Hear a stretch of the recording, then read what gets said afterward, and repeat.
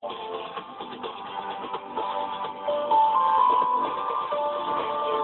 ago, people were frightened by venereal diseases, they called them in those days. Now they're STDs, that were impervious to the latest drugs and would ravage the body and destroy people.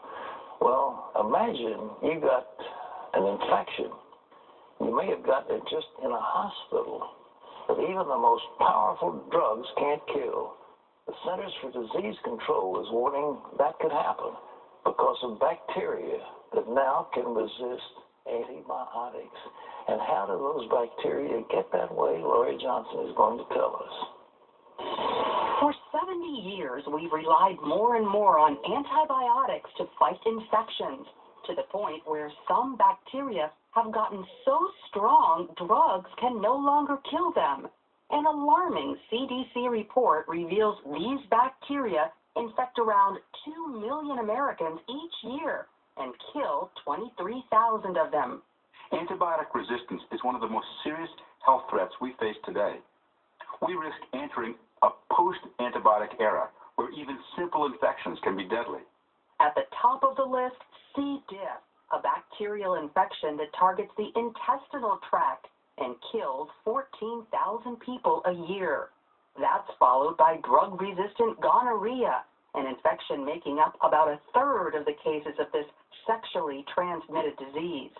And CRE, a respiratory bacteria infecting 9,000 hospital patients a year, killing half of them. I've called CRE a nightmare bacteria. It can resist all antibiotics, kill a high proportion of people it infects, and spread from person to person and bacteria to bacteria readily. The CDC blames this resistance on the overuse of antibiotics, saying half of the prescriptions given by doctors aren't even necessary. Dr. Nancy Cardori agrees.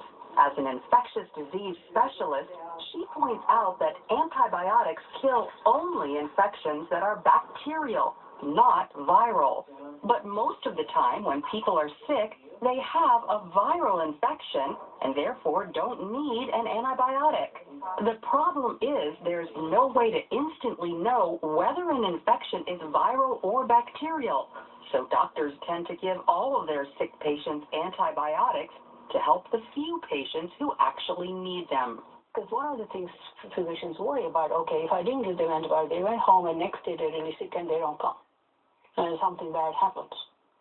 Antibiotics aren't just overused in humans, they're also unnecessarily given to animals raised for food. In fact, animals receive 80% of all antibiotics, and much of that goes into their food.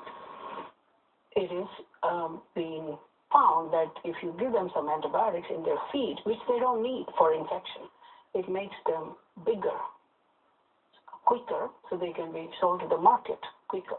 So it's a more of an economic issue than animal health issue. But it becomes a health issue for humans when antibiotic-resistant bacteria get passed to people. The FDA asked livestock producers to voluntarily stop adding antibiotics to feed, but not many have complied. Antibiotic overuse is only part of the problem.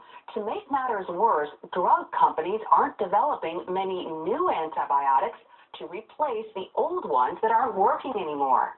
Drug companies need to make a profit, and these days there's not much money in antibiotics. As a result, only 2 new antibiotics have been developed in the last 5 years. So while using antibiotics less and developing new ones helps slow down the spread of drug-resistant infections, we can also better protect ourselves from getting them.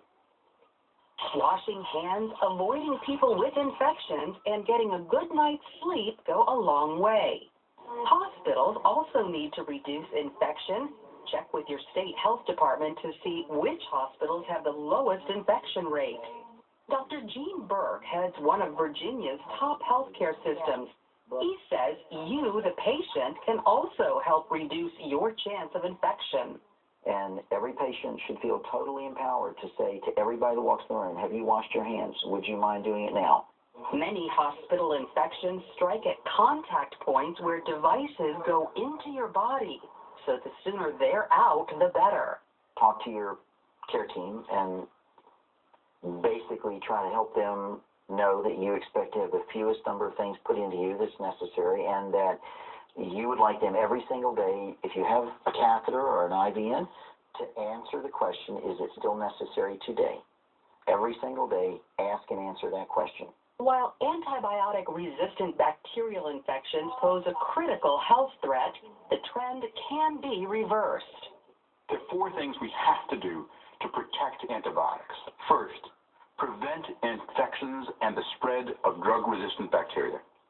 Second, use antibiotics much more responsibly. Third, track resistance patterns. And fourth, develop new drugs. Lori Johnson, CBN News.